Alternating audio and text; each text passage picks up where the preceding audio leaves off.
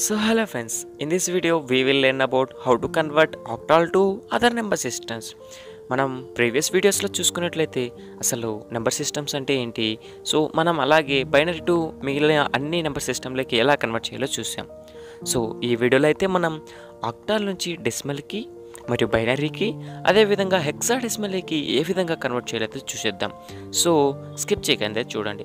First మనం octal నుంచి డెసిమల్కి ఎలా కన్వర్ట్ చేయాలో చూద్దాం. ఇక్కడ మనం 653 అనే ఒక ఆక్టాల్ నెంబర్ చూద్దాం.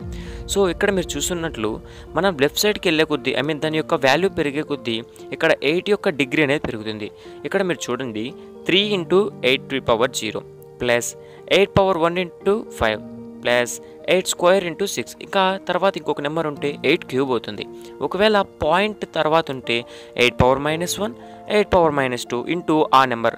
సో ఇవి మొత్తాన్ని మనం సమ్ చేస్తే మనకు అది డెసిమల్లో కన్వర్ట్ అయిపోయినట్లే.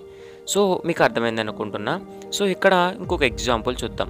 సో 246.28 అనే ఒక ఆక్టాల్ని మనం ఇక్కడ డెసిమల్లోకి కన్వర్ట్ చేస్తున్నాం.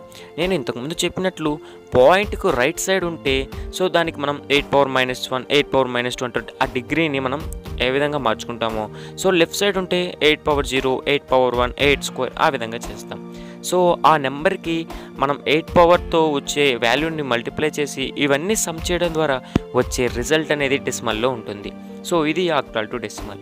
సరే, ఇప్పుడు ఆక్టాల్ టు బైనరీ ఎలా కన్వర్ట్ చేయాలో చూద్దాం. మీ అందరికీ దీనికోసం BCD కన్వర్షన్ వచ్చి ఉండాలి. సో దానికోసం నేను వీడియో లింక్ డిస్క్రిప్షన్లో ఇస్తాను, వీళ్ళైతే చూసేయండి. సో 3ని మనం బైనరీలో 011గా రిప్రజెంట్ చేస్తాం, 5ని 101గా.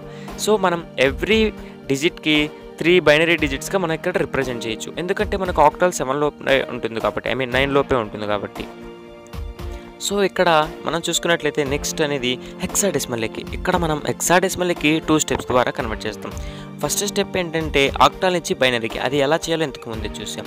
సో తర్వాత బైనరీ నుంచి ఆక్టాల్కి, సో అది ఇంతకుముందు ప్రీవియస్ వీడియోలో చెప్పాను, బట్ ఇక్కడ కూడా చెప్తాను. సో మనం ఆ కన్వర్ట్ చేసిన బైనరీని ఎవ్రీ 4 డిజిట్స్ తీసుకొని దాన్ని మనం కన్వర్ట్ చేయాలి డెసిమల్ లేక. సో అప్పుడు మనకు ఇక్కడ చూసుకున్నట్లయితే 11 2 14 వచ్చింది కదా. సో 11ని B అనుకోవాలి, 14ని E అనుకోవాలి.